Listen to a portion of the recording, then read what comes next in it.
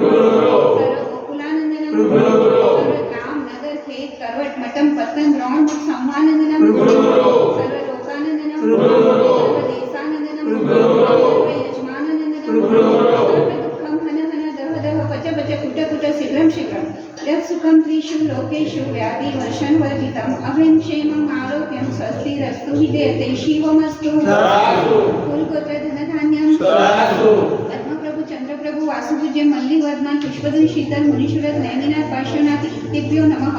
इत्येन मंत्रेण नवग्रहाणां शान्त्यर्थं गन्धोदक धारावर्षणम्।